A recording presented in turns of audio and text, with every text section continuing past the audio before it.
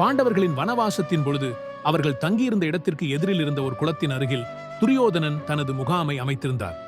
ஒருமுறை துரியோதனன் அந்த குளத்தில் குளிக்கும் பொழுது மேலுலக இளவரசர்களான கந்தர்வர்களும் அதே குளத்தில் நீராட முற்பட்டனர். அதனால் அவர்களுக்குள் வாக்குவாதம் ஏற்பட்டு அவர்களுடன் துரியோதனன் போரிட நேர்ந்தது. இதில் துரியோதனனை காக்க அர்ச்சுனன் போரிட்டு துரியோதனனை காப்பாற்றினார். இதில் துரியோதனன் நாணம் கொண்டார். ஆனால் அவர் சத்திரியன் என்பதால் கைமாறாக அர்ச்சுனனுக்கு என்ன வரம் வேண்டும் என்று கேட்டார். ஆனால் அர்ச்சுனன் அதை மறுத்து தனக்கு வேண்டும் என்பதை தேவையான நேரத்தில் கேட்டுக்கொள்கிறேன் என்று கூறிவிட்டார். மகாபாரத போரில் கௌரவர்கள் தொடர் தோல்வி அடைந்து கொண்டிருந்த போது ஒரு நாள் இரவு துரியோதனன் பீஷ்மர் தங்கியிருக்கும் இடத்திற்கு சென்று, நீங்கள் பாண்டவர்களின் மீது கொண்டுள்ள அன்பினால் போரில் உங்களுடைய முழுமையான பலத்தினை பயன்படுத்தி போரிடவில்லை என்று குற்றஞ்சாட்டினார்.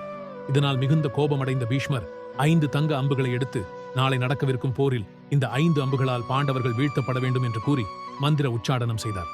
இந்த அம்புகளை கொண்டு பாண்டவர்களை வீழ்த்துவேன் என்று துரியோதனனிடம் பீஷ்மர் வாக்களித்தார்.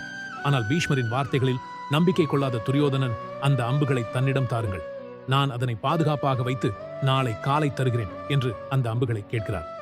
பீஷ்மர் துரியோதனனிடம் தங்க அம்புகளை அளித்த அந்த இரவில் கிருஷ்ணர் அர்ச்சுனனிடம் பெறாமல் இருந்த அந்த வரத்தை நினைவுபடுத்தி துரியோதனனிடம் இருக்கும் அந்த 5 தங்க அம்புகளை வரமாக பெற சொன்னார்.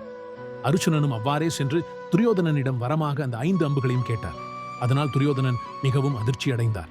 இருந்தாலும் தான் ஒரு சத்திரியன் என்பதால் கொடுத்த வாக்குறுதியை நிறைவேற்ற அதற்கு ஒப்புக்கொண்டார். பின்பு தன்னிடம் தங்க அம்புகள் இருப்பதை யார் சொன்னது என்று கேட்டார். அதற்கு அர்ச்சுனன், கிருஷ்ணனைத் தவிர வேறு யார் கூற முடியும் என்றார்.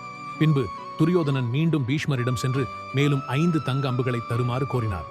இதற்கு பீஷ்மர் சிரித்துக்கொண்டு, அவ்வாறு பெறுவதெல்லாம் சாத்தியமில்லாதது என்றார்.